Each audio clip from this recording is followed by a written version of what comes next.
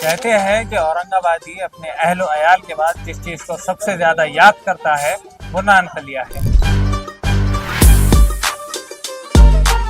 اردو کا ایک مزیدار محاورہ ہے کہ ہاتھی پالنے کے لیے دروازے بڑے کرنے پڑتے ہیں، ٹھیک ویسے ہی نان خلیہ ہضم کرنے کے لیے میدا مضبوط کرنا پڑتا ہے، اور میدا مضبوط کرنے کے لیے خلیے کے 2 گھونٹ ضروری ہے۔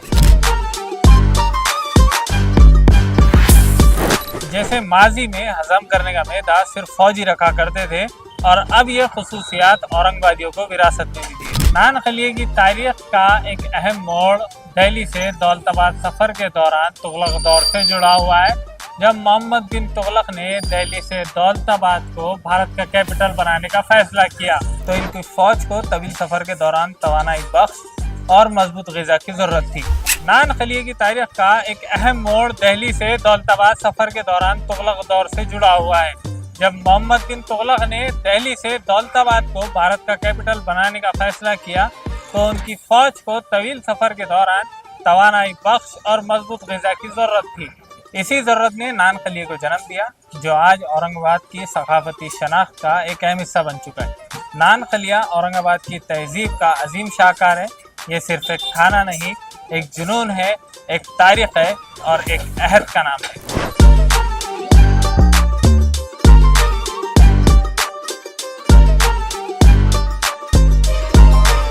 جب محمد بن تغلق نے دہلی سے دولت آباد کو انڈیا کا کیپٹل بنایا تو اس طویل سفر میں فوج کو توانائی بخش اور آسانی سے تیار ہونے والی غذا کی ضرورت تھی۔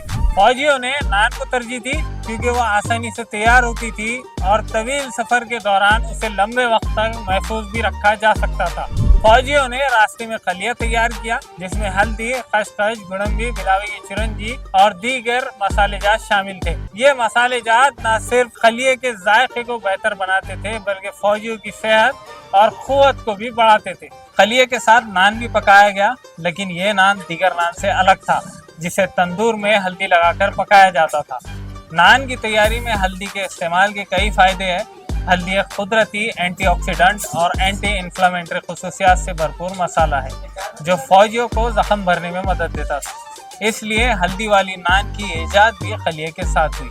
نان خلیہ کا دسترخوان صرف شادی بیاہ کی محفلوں تک محدود نہیں رہا بلکہ عقیقہ، تسمیہ خوانی، سالگرہ، چلہ، چھٹی اور رسموں جیسے خوشی کے مواقع کو بھان کر دسواں، چہلم اور برسی جیسے موقعوں پر بھی نان خلیہ بننے لگا ہے۔